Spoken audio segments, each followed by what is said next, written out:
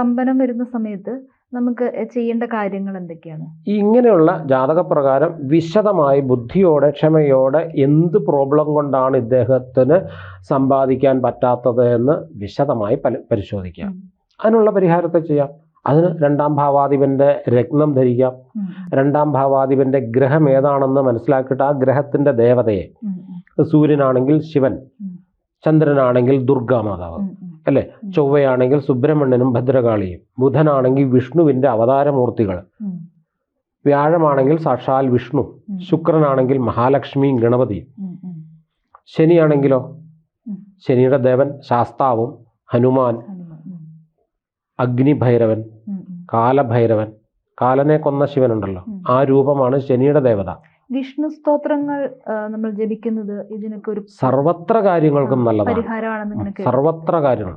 കാരണം ഏത് വിഷയത്തെയും സ്ഥിതി ചെയ്യുന്നത്, സ്ഥിരപ്പെടുത്തുന്നത്, സ്റ്റെബിലൈസ് ചെയ്യുന്നത് വിഷ്ണുവാണ്, അല്ലേ? സൃഷ്ടി സ്ഥിതി സംഹാരത്തില് വിഷ്ണുവാണ് ഈ സ്ഥിതി ചെയ്യുന്ന ആൾ. അപ്പോൾ വിഷ്ണു സ്തോത്രം, വിഷ്ണു ഭജനം, വിഷ്ണു പ്രീതി വരുത്തുന്നത് സർവത്ര കാര്യങ്ങൾക്കും ഗുണമാണ്, പരിഹാരമാണ്.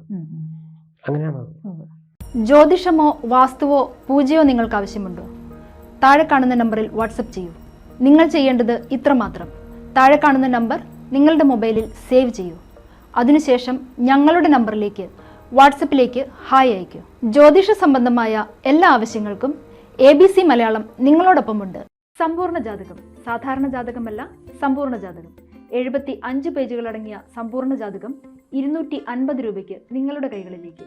അതിനായി നിങ്ങൾ ചെയ്യേണ്ടത് ഇത്രമാത്രം: താഴെ കാണുന്ന നമ്പറിൽ ബന്ധപ്പെടുക. ജ്യോതിഷവുമായി ബന്ധപ്പെട്ട എല്ലാ വിശേഷങ്ങളും നിങ്ങളിലേക്കെത്താൻ ABC ജ്യോതിഷം സബ്സ്ക്രൈബ് ചെയ്യുക.